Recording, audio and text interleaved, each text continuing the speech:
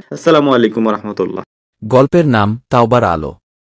পরিচিতি: গল্পটি আবর্তিত হয়েছে হানিফ নামের এক যুবকের জীবন ঘিরে, যে শহরের এক প্রান্তে বেড়ে উঠেছিল ভুল পথের ছায়ায়, কিন্তু আল্লাহর রহমত ও তাওবার মাধ্যমে ফিরে এসেছিল সঠিক পথে। এটি আত্মশুদ্ধি, অনুশোচনা ও আল্লাহর অপার দয়ার গল্প। প্রথম অধ্যায়: হারানো পথ। হানিফ ছোটবেলা থেকেই ছিল চট্টে, বুদ্ধিমান। কিন্তু তার পরিবেশ ছিল দুর্বল। পিতা ছিলেন কঠোর মেজাজের, আর মাতা ছিলেন অসুস্থ ও নীরব প্রকৃতির। পরিবারের অভাবন্টন, বন্ধুদের খারাপ প্রভাব এবং সমাজের উদাসীনতা ধীরে ধীরে হানিফকে নিয়ে যায় অপরাধের জগতে। স্কুলে পড়া বন্ধ হয়ে গেল ষষ্ঠ শ্রেণীর পরেই। তারপরে সে সময় কাটাতে লাগল বস্তির ছেলেদের সঙ্গে। চুরি, জুয়া, নেশা সবকিছুতে সে জড়িয়ে পড়ল। প্রথম আত্মগ্লানিতে ভুগলেও ধীরে ধীরে অধ্যায়: নিয়তির ধাক্কা। একদিন হানিফ তার এক বন্ধুর সঙ্গে এক দোকান লুট করতে যায়।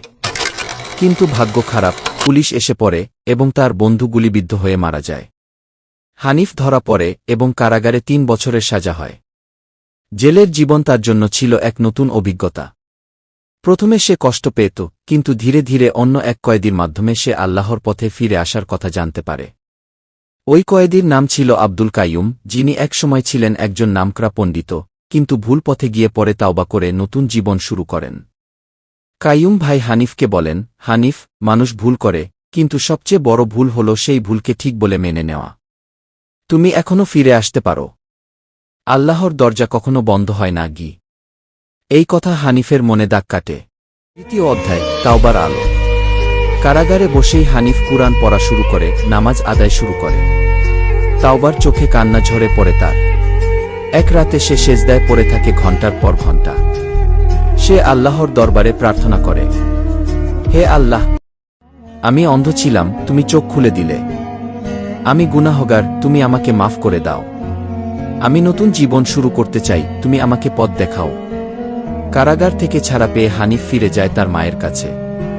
মাতাকে দেখে কাঁদতে কাঁদতে বলেন, তুই ফিরে এসেছিস ছেলে, এটা আল্লাহর রহমত। চতুর্থ অধ্যায়: আলো ছড়ানো জীবন। হানিফ এরপর শুরু করে একটি ছোট্ট ইসলামী লাইব্রেরি। সেখানে সে শিশুদের কুরআন শেখায়, যুবকদের নিয়ে ইসলামী আলোচনা করে এবং সমাজে ফিরে আসতে চাওয়া অপরাধীদের সহায়তা করে। একসময় সে একটি মাদ্রাসা প্রতিষ্ঠা করে, যেখানে শুধু দিন শিক্ষা নয়, আধুনিক জ্ঞানও দেওয়া হয়।